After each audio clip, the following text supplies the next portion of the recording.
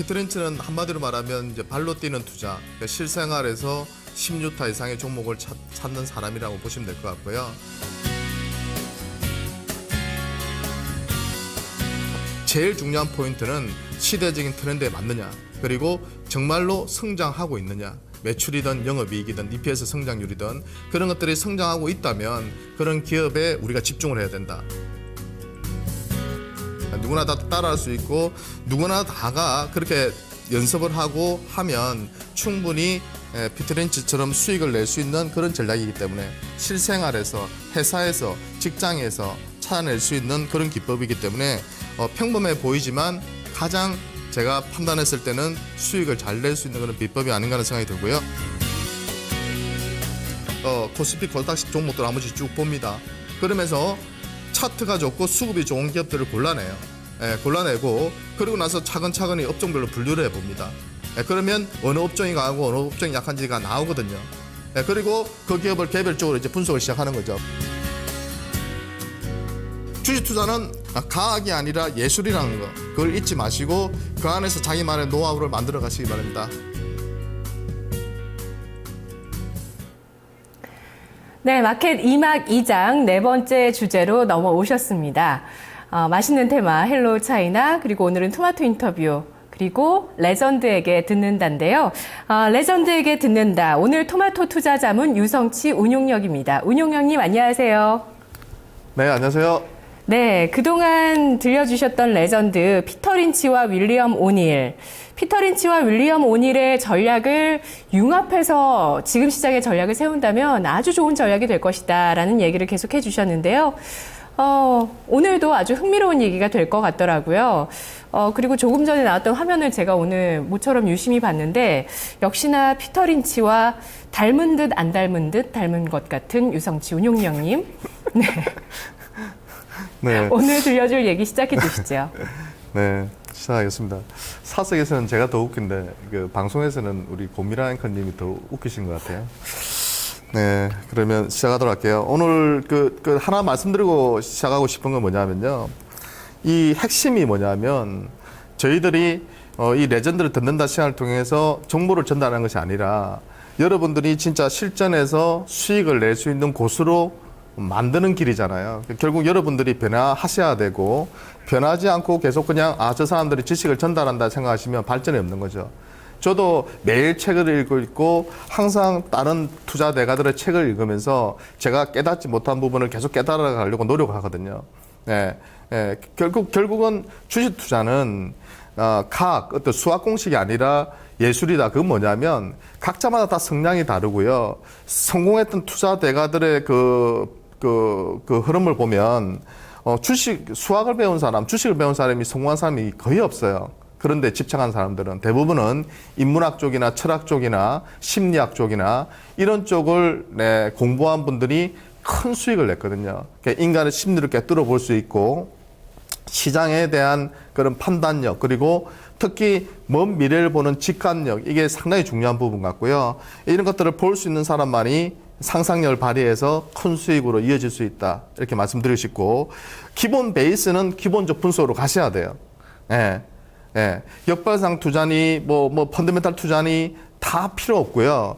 기본적인 것은 실적이 좋아야 돼요. 거기에서 이제 성장성이란 스토리가 가미가 되고, 거기에 또 수급과 차트가 가미가 되고, 기술적 분석이 가미가 됐을 때, 이런 것들을 자기만의 노하우로 만들어냈을 때, 그때 여러분들이 그 투자 대가들을 뛰어넘을 수 있는 거지, 무조건 그 기법을 따라한다고 되는 게 아니에요. 왜? 그 사람들은 60년대, 70년대, 80년대에 투자했던 사람들이란 말이에요.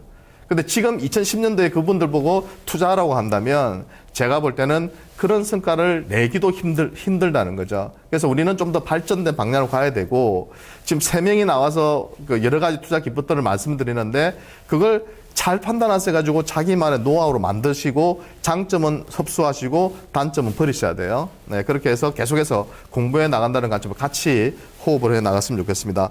자, 그러면 오늘 피터 린치의 그 투자 철학 속에서 숨은 진주 찾기에서 제가 오늘 또 몇 가지 이야기들을 해드릴 테니까요. 짧게 이 부분들은 넘어가고 핵심적인 부분들 시향상과 엮어서 제가 또 말씀을 좀 드릴게요.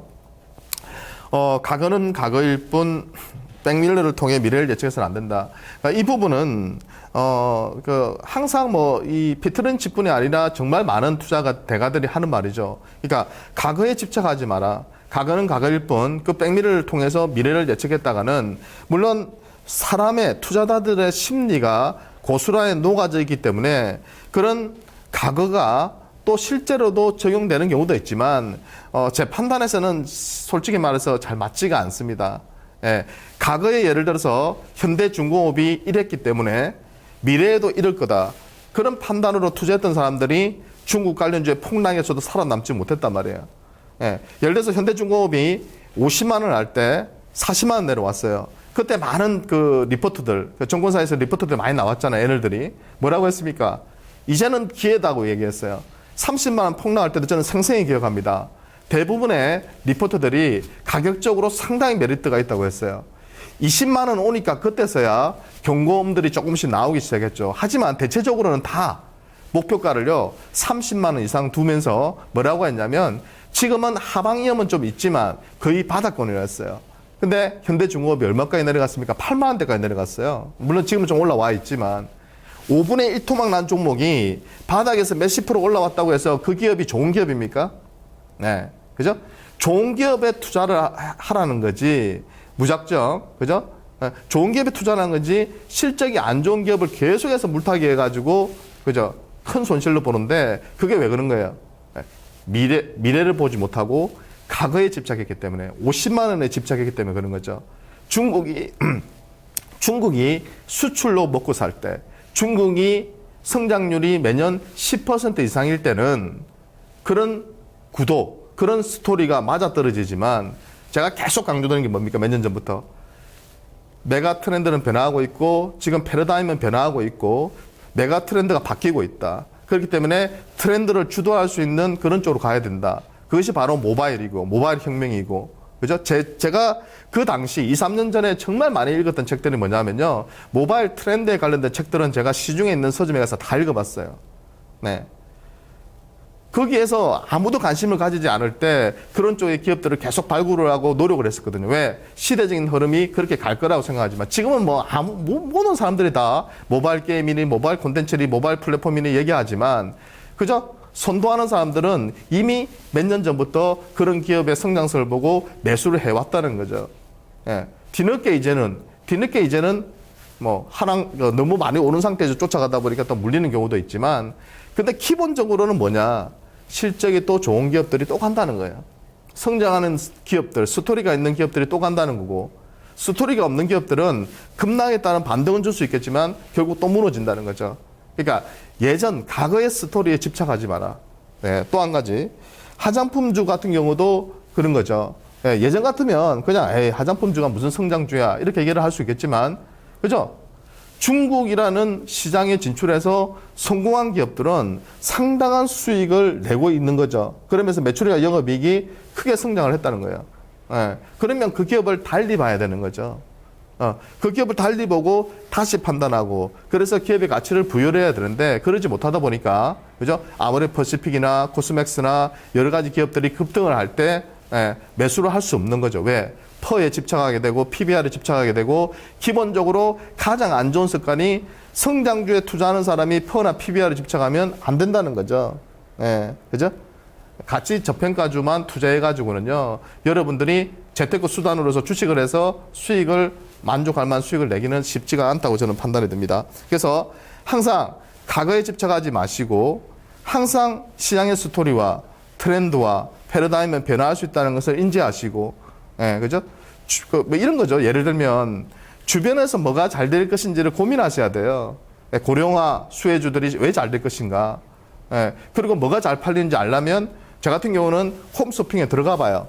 그래서 제가 관심 있는 건강식품 쪽에 들어가가지고요. 그 코너에 들어가가지고 매출, 인기 1순위에 있는 기업들을, 그 제품을 눌러봅니다. 그러면 거기에 어떤 기업들이 팔고 있는지 다 나오잖아요. 물론 그것이 정확하게 주가하고 맞아떨어지지는 않더라도, 이런 회사의 제품들이 잘 팔리고 있고, 건강식품이 잘 팔리고 있구나. 시대적인 트렌드구나. 그러면 이런 쪽에서 뭔가 답을 한번 찾아보자. 이런 식으로 여러분들이 고민을 하셔야 된다는 거죠. 자, 또 두 번째로,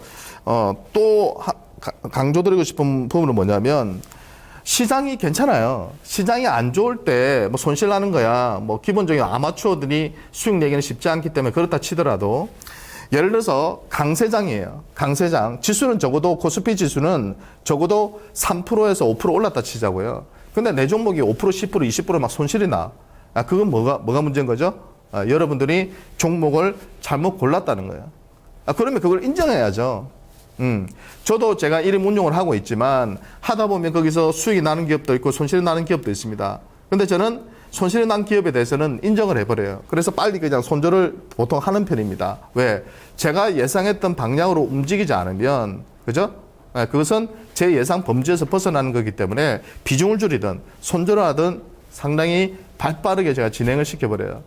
네. 근데 대부분의 사람들은 뭐냐면 자기가 공부를 전혀 하지도 않고, 종목을 사놓고, 그게 자기가 예상하지 못한 방향으로 전개가 되면 손절을 해야죠. 특히 그 기업이 부실한 기업이라면, 실적이 안 좋은 업종이라든지 그렇다면 손절을 해야 되는데, 무조건 고집을 부립니다. 왜? 본전 심리가 남아있고, 패배하기 싫고, 그 손절을 확정 짓는 순간에 그 패배감이나 상실감은 상당히 데미지가 크거든요. 하지만 그게 익숙해져야 돼요.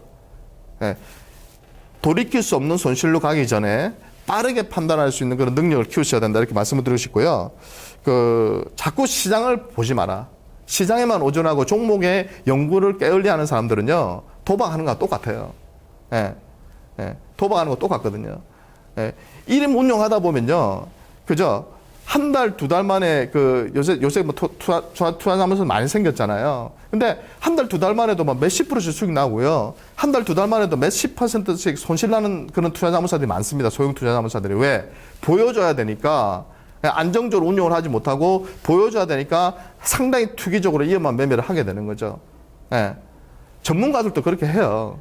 왜? 보여줘야 되니까. 고객을 유인하기 위해서. 그런데 그런 투자를 절대로 해서는 안 된다는 거죠. 왜? 20% 수익 날 수도 있지만 한 달 만에 20%, 30% 손실 날 수도 있는 위험한 매매라는 거죠. 그러니까 여러분들은 그런 투자를 절대 하지 마시고 그건 도박이라는 거예요. 그래서 안정적인 기업을 바탕으로 해서 조금 더 연구하시고 고민하시고 투자를 하셨으면 좋겠고 시장하고는 전혀 상관없어요. 시장이 오르는 거 내리는 거하고 여러분들 계좌 수익하고 아무 상관없다니까 핑계를 대지 마시라는 거죠. 시장을 가지고 핑계를 대지 마라. 근데 시장이 올랐는데 내가 또 손실 나면 그건 핑계 댈 데도 없는 거예요. 그죠? 또 이런 분도 계세요. 시장은 3% 빠졌는데 내 계좌가 20% 빠졌어요. 그러면 반성하고 고민하고 뭔가 조치를 취해야 되는데 그냥 시장이 빠졌으니까 나도 그냥 손실 난 거야. 이러면 이하를 삼는단 말이에요. 아주 아마추어적인 발상이거든요. 그런 투자를 경계를 하셔야 됩니다. 자, 그 다음에 피터 린치의 투자 철학 속 숨은 진주찾기 썰입니다. 요게 이제 오늘 좀 핵심적인 내용인데요. 시장을 보지 말고 기업의 가치에 투자해라. 뭐 앞에 내용하고 이제 반복되는 얘기인데요. 피터 린치는 이 부분을 정말 많이 강조를 했어요. 그래서 제가 시장하고 엮어가지고 좀 설명을 드려보면 그동안 제가 말씀드렸던 거하고도 연계가 되는 부분인데요. 우리 시장 내에서 이제 어떤 쪽이 기업의 가치, 그러니까 시장과 상관없이 오를 수 있을 것인가. 이번 주에 만기가 있죠, 내일. 그래서 시장이 불확실성이 대두되니까, 그죠? 하방 쪽으로 포지션을 잡고 있는 세력들이 있기 때문에 지수가 못 가고 있는 것이고요. 다음 주, 오늘 내일 제일 모직 공모입니다. 그죠? 돈이 확 몰리고 있어요. 전화가 많이 오십니다. 공모해도 되느냐, 마느냐. 물론, 뭐 받으면 그냥 뭐 로또니까요. 해도 된다. 하지만 많이 못 받을 것이고 못 받을 수도 있다. 뭐 하고 싶으면 하시라고 저는 말씀을 드려요. 그리고 다음 주 이제 18일에 상장이 됩니다. 그러면 시중 자금이 또 삼성 SDI처럼 그쪽으로 몰리겠죠. 하지만 또 몰렸다가 빠지겠죠. 청량했다가 그 돈들이 다시 다 빠져나오겠죠. 그럼 그 돈이 어디로 갈 거냐? 연말 연초에. 저는 개인적으로 다음 주 제일모직의 상장 이벤트가 마무리되고 나면 정상적인 시장이 올 것이고요. 그 정상적인 시장이라는 것은 뭐냐면 삼성그룹주 때문에 왜곡됐던 자금의 흐름이 그죠? 이제는 정상적인 흐름으로 돌아온다. 그 말뜻은 뭐냐? 실적이 좋고 배당 많이 해주고 주주 친화적인 정책이 나올 수 있는 그런 기업들이 연말 연초장을 주도할 가능성이 상당히 높다고 보고 있습니다. 그 전략을 딱 머릿속에 박아두시고 오늘 이야기를 좀 들어주세요. 일단 저는 기본적으로 중국 기업들이 따라올 수 없는 산업, 경기 민감 산업 중에서 IT 쪽에서 따라올 수 없는 쪽은 어느 쪽으로 보냐면 반도체, 사물인터넷 이런 쪽으로 봐요. 지난주에도 제가 강조드렸잖아요. 예, 그죠? 그래서 사물인터넷 쪽도 최근에 급등했는데 그 안에서도 옥석을 가르쳐야 돼요. 실적이 실제로 좋아져서 급등하는 종목이 있고요. 실적을 바탕으로 하지 않고 급등하는 종목이 있어요. 근데 일반적으로는 투기적인 분들은 네, 실적을 바탕으로 하지 않고 막 뭐 20% 30% 오른 건 좋아요. 예, 팔고 나와야 돼. 트레이딩을 하고 나와야 되는데 거기서 또 고집을 부리고 20% 30% 오른 자리에 또 쫓아가요. 그러지 마시고 좀 더디더라도 실적을 바탕으로 해서 올라가는 그런 기업들을 선택하신다면 네, 처음에는 더딘 것 같지만 1년 후에 계좌를 보면 훨씬 더 수익이 많이 나오고 계실 거라고 봐요. 반도체 쪽도 마찬가지입니다. 저는 기본적으로 DDR4의 전환이 본격화될 수밖에 없는 구조라고 봐요. SSD 본격화될 수밖에 없는 구조라고 봐요. 내년 인도 2032 7월 달부터는 인도 12로 바꿀 수밖에 없는데요. 예, 그 부분 또 제 판단에서는 상당한 또 수요를 일으킬 수 있다 보거든요. 그래서 반도체, 그 다음에 반도체 부품 쪽 이런 기업들에 대해서 여러분들이 관심을 좀 두셔야 되고요. 반도체 장비 쪽은 아시다시피 트렌드가 지금 3D 낸드 쪽으로 넘어가고 있죠. 예, 그러니까 이게 이제 미세 공정으로 가는 게 너무 어렵다 보니까 이 부분을 갖다가 이제는 그냥 층층이 쌓아버리는 거죠. 멀티로 했다가 지금 트리플까지 진행이 됐는데요. TLC까지 진행이 됐는데 이게 지금 이제 쌓는 방향으로 가는데 이쪽이 지금 수요가 급증하다 보니까 그동안 3D 낸드 장비주들이 많이 올랐죠. 근데 제 개인적인 생각은 내년도만 놓고 본다면 상반기만 놓고 본다면 장비보다는 부품 쪽의 기업들이 좀 더 낫지 않나. 왜? 올해 이미 좀 많이 올랐잖아요. 장비 쪽은. 그래서 부품 쪽이나 디램 관련주들, 낸드 관련주들, 그리고 또 아까 말씀드렸듯이 사물 인터넷으로 확장을 해서 본다면 정말 좋은 기업들이 많이 나타납니다. 대형주든 중소형주든 그런 쪽에 좀 관심을 좀 두셨으면 좋겠고요. 또 한 가지 여러분들이 고민하셔야 될 것은 산업 자동화예요. 예, 최근에 많이 이슈가 되고 있는 부분인데요. 뭐냐면 예전에는 인건비가 비싸가지고 우리나라 기업들이나 일본 기업이나 미국 기업들이 중국이나 동남아 쪽으로 많이 진출을 했습니다. 근데 중국이 지금은 임금이 너무 많이 오른 거예요. 예, 발음이 좀 안 좋아 죄송합니다. 그래서 이제 연봉이 많이 오르고 월급이 많이 오르다 보니까 이게 타산이 안 맞는 거예요. 그래서 지금 동남아 쪽으로 넘어가잖아요. 베트남이니 미얀마니 뭐 이런 쪽 넘어가는데 그쪽도 또 계속 올라옵니다. 그러니까 지금은 리턴하는 그죠? 그런 기업들이 상당히 많아지고 있어요. 실제로도 미국이든 우리나라든. 그래서 리턴을 했을 때 한번 고민이 되는 거죠. 뭐가 고민이 돼요? 예, 우리나라는 더 임금이 비싸거든요. 그래서 기업들이 지금 계속해서 지금 늘리는 게 뭐냐면 산업 자동화예요. 여러분들 뭐 자동차 만드는 회사 가보면 저는 가봤는데요. 여기 보면 외팔 로봇이 막 조립 다 하잖아. 나사 돌리고 뭐 다 하거든요. 옮기고. 예. 그래서 그런 것부터 시작해서요. 컨베이어 벨트 위에서 이제 쫙 지나가면 그냥 로봇이 다 하잖아요. 그런 산업 자동화 시스템이 상당히 제가 볼 때는 성과를 낼 가능성이 높다고 봅니다. 그리고 그런 쪽으로 이제 고민을 해보면 나중에 제가 좀 설명을 드리겠지만 자동화 설비를 만드는 회사들 있잖아요. 뭐 신흥기계라든지 그 다음에 SFA 같은 기업들 그쪽 비중이 지금 높아지고 있고 그 다음에 또 뭐 고용 같은 장비를 테스트하는 기업들 이런 기업들이 최근에 지수 대비해서는 상당히 움직임이 좋죠. 글로벌적으로도 산업 자동화 관련 회사들이 시장 퍼폼을 훨씬 더 상회하는 그런 수익을 내고 있다 이렇게 말씀을 드릴 수 있겠습니다.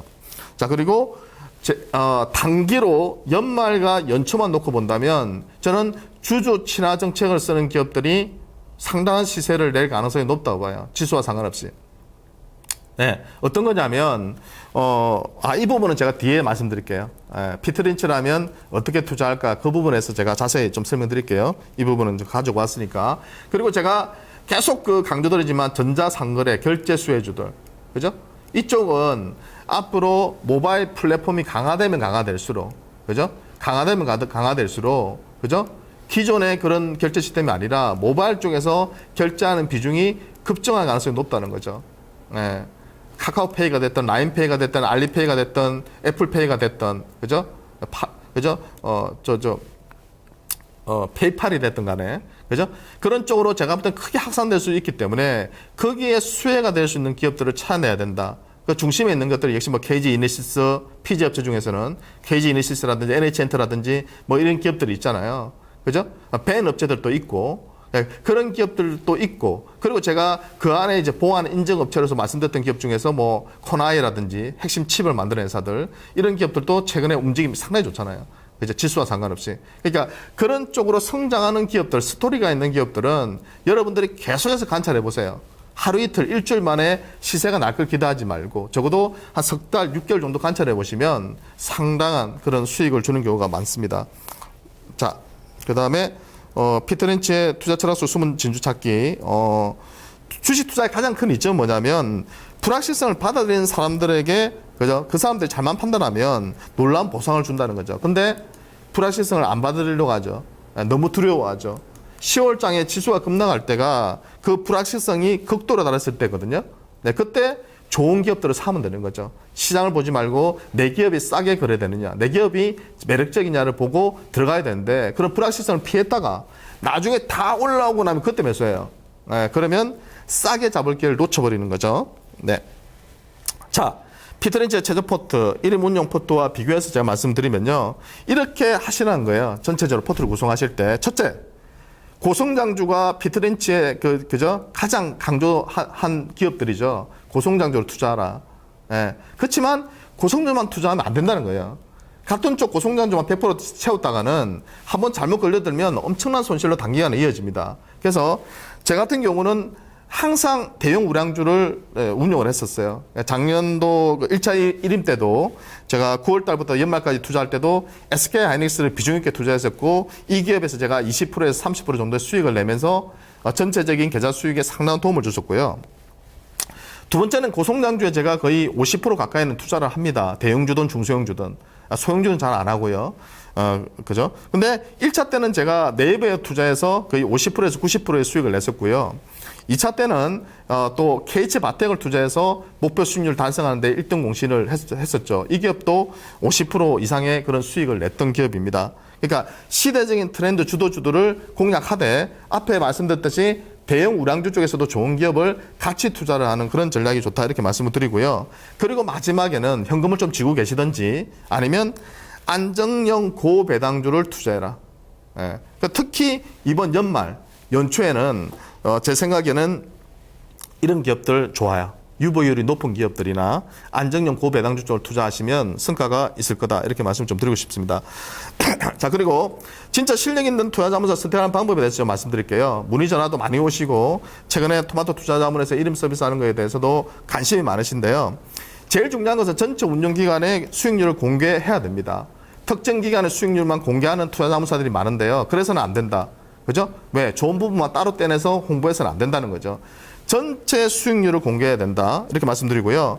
또 한 가지, 운용 종목과 투자 비중 포트 내역을 공개할 수 있어야 돼요. 그래서 그걸 실력으로 정말 수익을 낸 건지 아니면 투기적인 위험한 매매를 통해서 수익을 낸 건지를 객관적으로 검증을 받아야 되겠죠. 물론 운용 중에는 공개할 수가 없지만 운용이 완료되고 나서는 내 스타일이 이렇다. 나는 이렇게 매매를 했다. 그것을 떳떳하게 보여줘야 되죠. 그러니까 최근에 명예퇴직하시고 여의도 쪽에 투자자문사들이 많이 나왔거든요. 근데 아무래도 빨리 성과를 내려고 하다 보니까 이런 문의가 많이 오세요. 저쪽에서는 얼마 냈다고 하는데 뭐 토마토 투자자문의 이름 서비스는 어떠냐 이렇게 비교 상담을 많이 하시거든요. 근데 저는 솔직하게 말씀드려요.